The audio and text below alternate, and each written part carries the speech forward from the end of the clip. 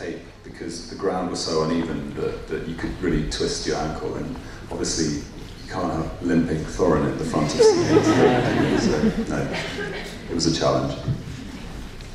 Now, Richard, obviously Andy Serkis's work has been groundbreaking, and he got to work with Martin Freeman.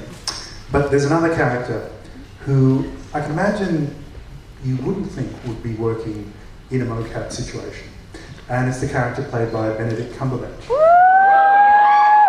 And I thought it would be that it's quite possible that Peter Jackson would get Smaug and you in the room together.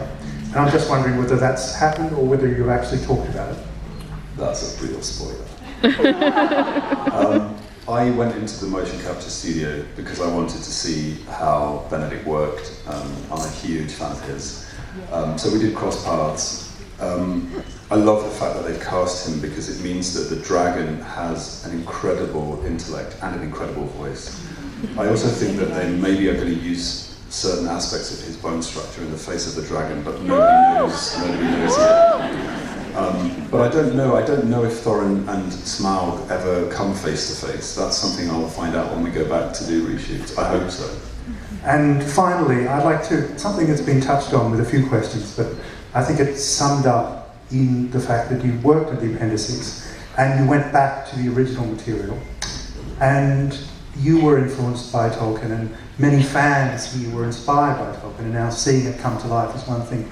But I'm wondering, what would you ask him about your character and this story, if you could?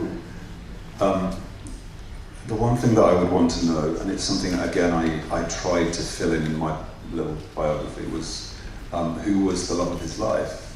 Because I felt that he's sacrificed his life, or he's given up something for his people, for his quest. And I did imagine that there might have been, a princess that he would have been betrothed to as king under the mountain. So that's probably what I would ask Tolkien.